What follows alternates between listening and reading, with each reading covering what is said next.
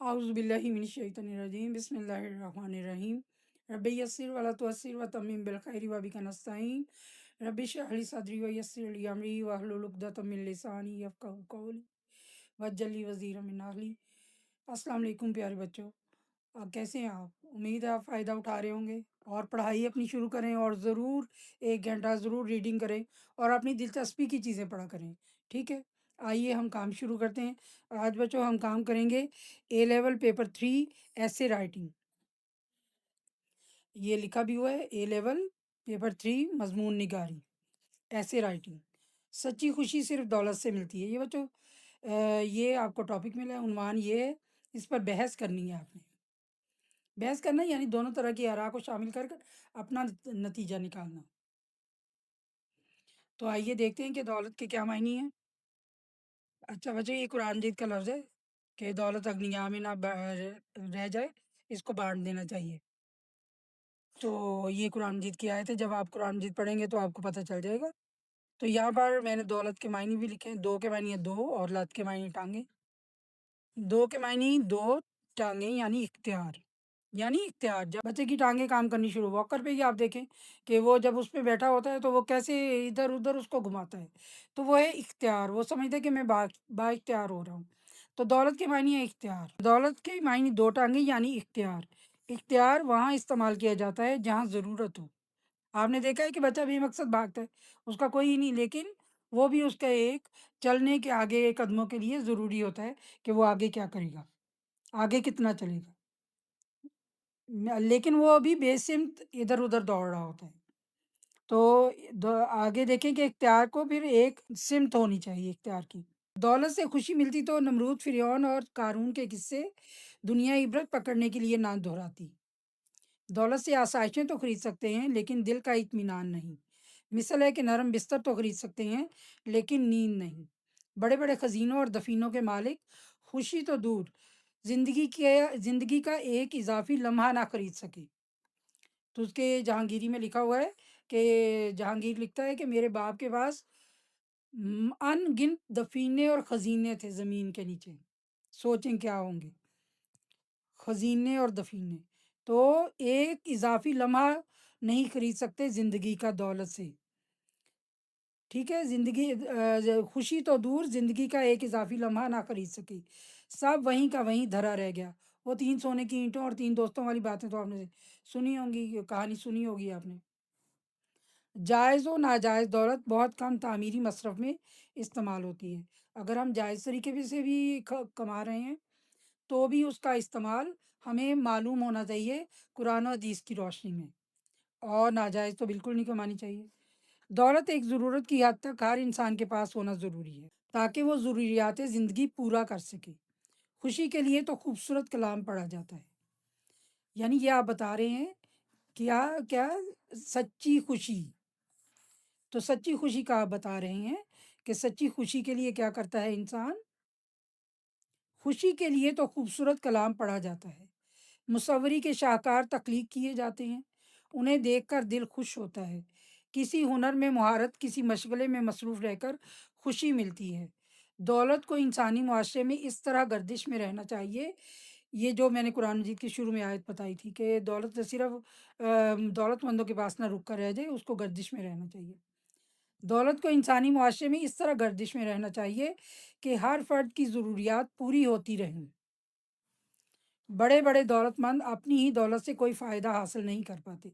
वो आपने देखा होगा, वो क्या है उस्मान गाज़ी का जो है कि वो लोगों के घरों के दरवाज़ों के बाहर सोने की थैलियों की पोटलियाँ रख रहा था। तो वो यानी जो सही बादशाह होते थे वो इस तरह से अपने जो गरीब लोगों का एहसास करते थे। तो उनको वो दौलत वो कहता करता तो अपने लिए ही जमा कर लेता सारा कुछ।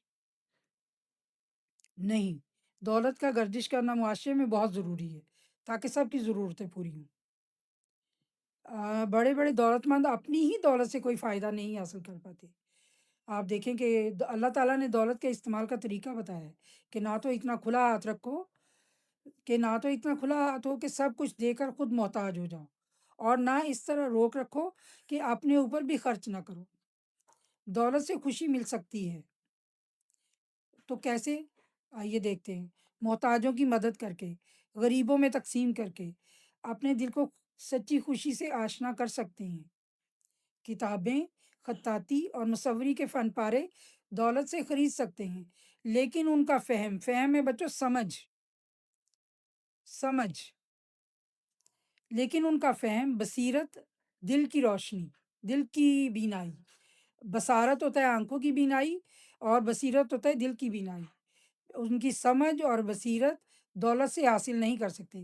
یعنی اس تصویر میں کیا چھپا ہے، اس کتاب میں کیا لکھا ہے، یہ پڑھ کر جب تک ہم اس کو ہماری الماری میں سجی تو ہمیں فائدہ نہیں دے گی، صرف سوائے اس کے کہ نمائش ہوگی کہ آپ نے ایک قیمتی کتاب خریدی ہوئی ہے، وہ آپ کے اظہار سے بھی ظاہر ہونا چاہیے کہ آپ نے پڑھی ہے کتاب، تو آپ کے اندر ذہنی طور پر آپ کے کردار میں کتنا فرق آیا ہے، آپ کے لب و لہجے میں۔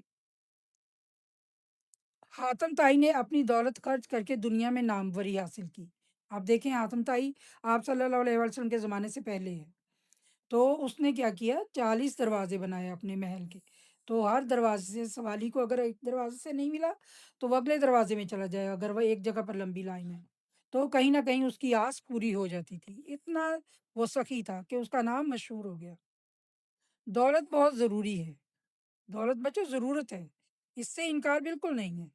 حضرت خدیجہ رضی اللہ تعالیٰ عنہا کی دولت ملیکۃ العرب تھی، آپ کا ایک اونٹ مکہ میں ہوتا تھا اور ایک شام میں ہوتا تھا، اتنے آپ امیر تھی، یعنی کہ لائن اتنی لمبی تھی اونٹوں کی، سامان تجارت کی، تو سامان تجارت آپ اس طرح سے آپ کا گردش میں رہتا تھا اور دولت اس طرح سے آپ کی گردش میں رہتی، وہ ساری دولت آپ نے آپ صلی اللہ علیہ وسلم کے خدمت میں دے دی، تو کتنے غلام خریدے گئے، ان کو آزاد کیا گیا۔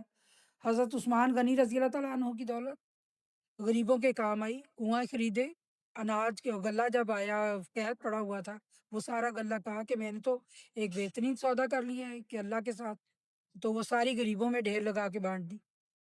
تو دولت ضرورت ہے بچوں، ہر مذہب میں دولت کی تقسیم کرنے پر بہت زور دیا گیا، آپ جتنے بھی مذاہب دیکھیں گے ان میں دولت جو ہے وہ اس کو اللہ کی راہ میں خرچ کرنے کا ہی نصیحت ملتی ہے۔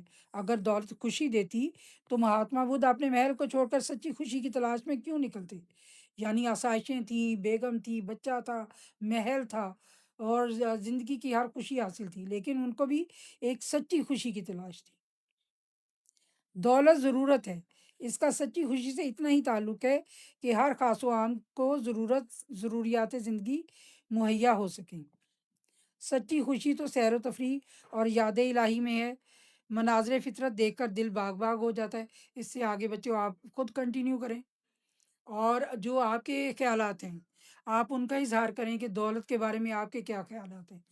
اس کو ضروری نہیں کہ آپ اس کو رٹا لگائیں اور آپ اس کو یاد کریں، آپ اس کو پڑھیں 2 3 مرتبہ، یہ آپ کو خود ہی یاد ہو جائے گا، اور جو آپ کی اپنے نظریات ہیں، آپ کے خیالات ہیں، وہ ضرور اس میں شامل کریں تاکہ آپ کو زیادہ سے زیادہ فائدہ پہنچ سکے۔